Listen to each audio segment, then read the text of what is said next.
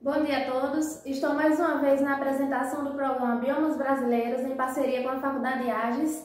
E dessa vez temos a presença do ilustre professor Emerson, ele que é formado e licenciado em História pela Faculdade de AGES, pós-graduado em Ensino de Geografia e Sustentabilidade pela Unifavene e atualmente é coordenador pedagógico da rede de ensino do município de Heliópolis. Bom dia a todos, bom dia Karina. Eu agradeço o convite a participar desse momento, um momento muito importante que é tratar de um bioma que é exclusivamente do Brasil, exclusivamente brasileiro, e um bioma que se encontra em uma situação complicada por conta do processo de degradação. E aí vamos dar sequência, né? O roteiro pode... Sim, vamos dar sequência. Seja muito bem-vindo, professor. Vamos dar início com a primeira pergunta. De qual forma o processo de desertificação pode afetar a região? Bom, a região da Caatinga, ela tem como característica, Karina, altas temperaturas, né? Temperaturas elevadas, solo pobre, né? Um solo pedregoso, né? E então, com o processo de desertificação, o solo se torna cada vez mais pobre, né? Mais fraco, no sentido do popular, né? Um solo fraco, fazendo com que fique impossibilitado a vivência, né? A produção agrícola e, consequentemente, a vivência de pessoas, né? Nessa região, dificulta a vivência de animais, né? De criação de animais nessa região. Então é isso, dessa forma que será afetada a região com o processo de desertificação da Caatinga. Nossa segunda pergunta, enviada por uma aluna da Uniages, né, Raniele Matos. Quais a consequência se a Caatinga for extinta? Sabemos que todos os biomas têm suas características, têm sua importância dentro da fauna e flora brasileira, né? Então, sabemos que tem sim consequência no processo de extinção.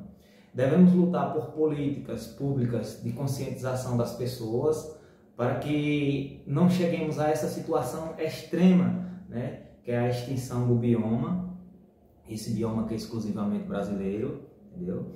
E, na verdade, a devastação da Caatinga faz com que tenhamos perdas na biodiversidade, faz com que tenhamos perda na geodiversidade.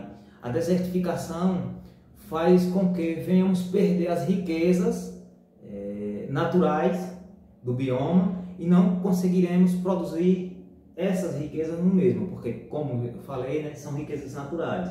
Então, a gente consegue produzir riquezas de formas artificiais, mas as riquezas naturais, com o processo de extinção, com o processo de desertificação, a gente não consegue mais ter essas riquezas que são exclusivas do território brasileiro. Nossa terceira pergunta foi enviada por a aluna da AGES, né, Edla Nayeli, e ela pergunta assim: há possibilidade de recuperar a parte do bioma? Sim, há possibilidade de recuperação em parte desse bioma, né? O que deve ser feito, na verdade, é conscientizar as pessoas. O processo de desertificação, por ser um território de temperaturas elevadas, já dificulta o processo de produção. E aí esse processo de desertificação ele aumenta com o processo de criação de animais, com o processo de produção agrícola, né, de forma errada, de forma errônea. Esses processos, quando eles são praticados de forma correta, eles não afetam tanto, né, de forma sustentável, mas quando eles são praticados da forma incorreta, consequentemente, ele vai afetar. E as possibilidades de recuperação desse bioma, elas ocorrem a partir da conscientização das pessoas que vão produzir nesse bioma, né? Produzir de forma correta, produzir com sustentabilidade, de forma sustentável, né? Se você produzir de forma sustentável, consequentemente, você vai ter uma boa recuperação de parte do bioma. Apesar de que, quando ocorre a desertificação total, é muito raro, muito difícil conseguir uma recuperação total do bioma, mas em parte sim, em parte é possível a recuperação. Tá bom, professor. A aluna Beatriz da AGES também acaba de nos enviar uma pergunta, né? Onde as políticas públicas têm que atuar para evitar uma degradação maior da caatinga? Como já tenho dito, Karina, nessas respostas anteriores, as políticas públicas devem atuar na mente das pessoas.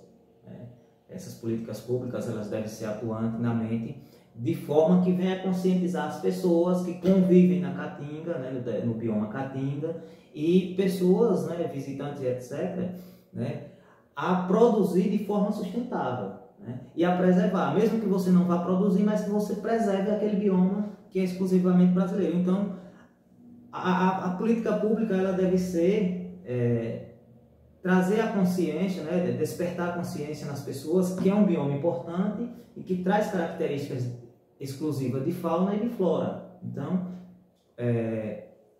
conscientizar o povo, as pessoas, é a melhor solução que as políticas públicas podem fazer. Pronto, vamos com a quinta e última pergunta, né? Ela foi enviada por a aluna Elane Nalanda, também aluna da Uniages, né? E ela pergunta: alguns grupos defendem o uso de técnicas agrícolas na caatinga, como a matéria orgânica, deixando de ser queimada para ser aproveitada. Pronto. Dentro dessas questões, Karina, a gente pode alavancar outras questões, né? Que você tira, né, o processo de queimada e faz o processo digamos que, junção do material orgânico e deixa no solo mesmo, para que aquele solo, isso é comprovado, que aquele solo se aproveite desse material orgânico para que possa ficar mais úmido, né? Então, sabemos que a queimada é um dos principais fatores da degradação, assim como a questão da produção agrícola e pecuária, né? Então, só o fato de evitar as queimadas, consequentemente, já é um ponto positivo para a diminuição da degradação do bioma, né? E tendo essa técnica de deixar o solo mais úmido a partir do próprio material orgânico do solo, consequentemente já vai ter uma boa, né, um resultado positivo dentro dessas questões. Professor, eu quero pedir licença para fazer uma pergunta, curiosidade, né, que sempre tem a curiosidade do programa, e aí eu lhe pergunto: o que a gente pode esperar com relação a esse bioma? E o que temos hoje de iniciativa do projeto ambiental para preservar a área são suficientes? Do que depende para preservar esse bioma existente no nosso país? Então, o que podemos esperar é a seguinte questão, né, Karina? Esperar que as pessoas, não é nem do bioma, né, porque o bioma ele já é algo natural, já traz riquezas naturais, né? Mas o que a gente deve esperar de fato é das pessoas, que as pessoas tenham consciência de preservação do bioma, porque o bioma já traz suas riquezas naturais, as quais a gente vai desfrutar dessas riquezas, mas que possamos ter consciência de desfrutar de forma sustentável, de forma consciente mesmo, né?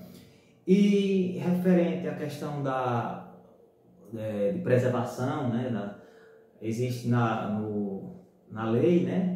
Eu não sou da área de jurídicas, mas existe uma lei que a lei 9.985, se salvo me engano, de 2000, que ela vem tratar das UCs, que é unidades de conservação, né, desses biomas, não só da caatinga, mas de outros biomas também, da natureza em si, né? E aí tem um artigo, eu não lembro o artigo, Karina, mas dentro dessa lei você vai encontrar, né, esse passo, né, um passo grandioso para a preservação do bioma e da nossa flora, não só falando de caatinga, mas de todos os biomas e de toda, no sentido natureza, né, para diminuir o processo de degradação, que é muito extenso. E eu costumo dizer que esse processo de degradação ele ocorre normalmente pela consciência capitalista que o ser humano tem. O ser humano tem uma consciência capitalista e gananciosa que visa sempre bens materiais.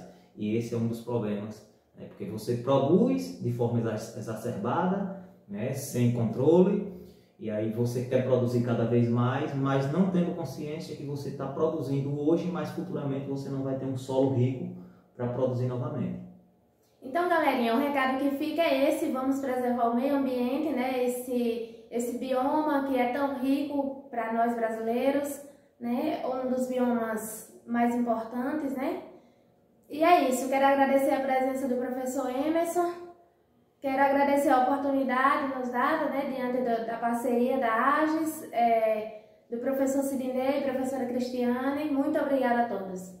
Eu que agradeço, Karina, obrigado pelo convite mais uma vez, agradeço ao pessoal que mandou as perguntas aí, umas perguntas muito boas, né, e que faz com que a gente toque na mente da gente, para que a gente possa despertar o interesse de preservar esse bioma exclusivamente brasileiro. Agradecer aos professores também, né, professora Cristiane, professor Sidney. Cristiane, professor Sidney, muito obrigado também pela oportunidade, obrigado pela AGES, e que continue fazendo esse trabalho de parcerias, que é muito importante para a nossa sociedade, que é muito importante para o nosso bioma e para nós mesmos, né? Principalmente para as gerações futuras. É isso. Muito obrigada.